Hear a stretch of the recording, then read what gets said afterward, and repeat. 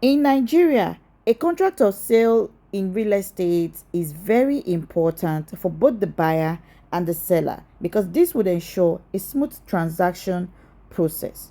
And this is series 3 of our 30 days series, talking about everything and changing the narrative of real estate to buyers and also to sellers. Honestly, this is a very important series you should watch, which we have right on our playlist on YouTube, full video. I have 8 key elements you should be looking out for as a buyer or as a seller. And contract is actually a legally binded and must comply with the provision of the property and the guidance of the law of the land in Nigeria. Honestly, these are key information you should know. Now let's go to the key element. Number 1, parties involved. Every contract should clearly identify the parties involved, namely the seller or the buyer, along with their contract details and any representative or agent acting on their behalf. Secondly, property description. The property being sold must be accurately described in any contract that you see, including the physical address, the size, the boundaries, and any other relevant details such as amenities or improvements. 3, purchase price. Every contract of a property you get must have a price that you both have agreed, and that also should be stated in the contract. If there is any deposit or is an installmental payment, this will be stated clearly in the contract. Number 4, payment terms. Honestly, every payment terms or mode of payment or schedule of payment you both have decided would also be stated. If there are other conditions related, this is stated in the contract. Just take note of all these things that I'm sharing. But if you haven't subscribed yet to our YouTube channel, please do that right now. Turn on your notification bell to get notified on each time we do a post right on the Heart to Heart TV. Follow us up on all of our social media platforms and make sure you stay tuned to enjoy a whole lot that we have, especially this 30 days series. Every day we'll be dropping one video and we'll be talking about something that has to do with real estate. We are changing the real estate narrative in Nigeria. So you want to join this transformation, you want to learn one or two, then you join us. Now, let's go to the 5th one, which is condition and contingencies. Now, any condition or contingencies attached to this kind of sale should always be stated.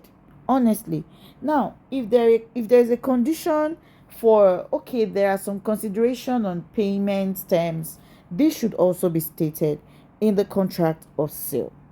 Now let's look at the 6th one, closing date. The contract should specify the date of closing, which is when the transfer of ownership would take place and the final payment to be made. For example, if you are going to be making your final payment on so day, the contract should show that yes, you are making your final payment on so day.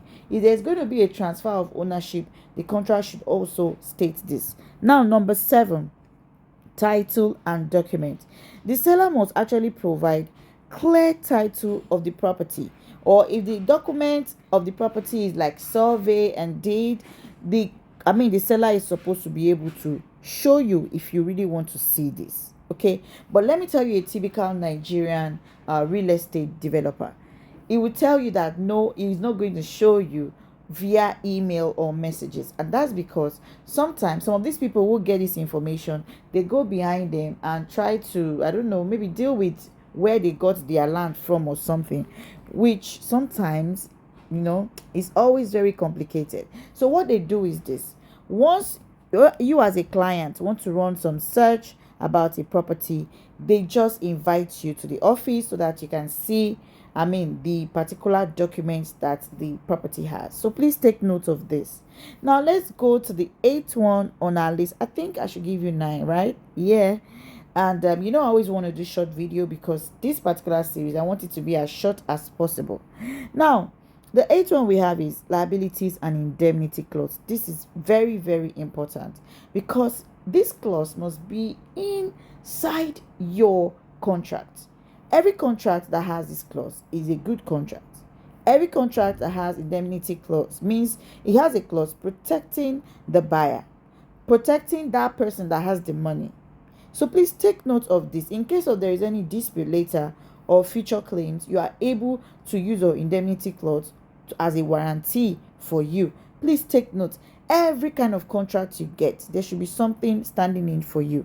Now let's leave it at the ninth path of every contract that you have: signatures and witnesses. You see, this position is very important. At the back of every contract, you will see where you can sign on the buyer and the seller position, or sometimes there's also witness column for you to sign. So let me just be frank with you.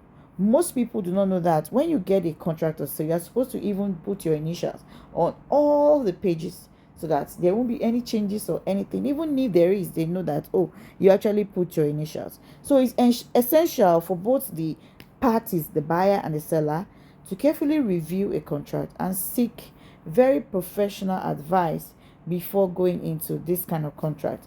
Honestly, it's the right of the buyer to always protect their interests, and it's the right of your realtor to always protect your interests. So what I would advise you to do anytime you get a contract is have your realtor check through it. If there's anything that needs to be adjusted, yes, it can.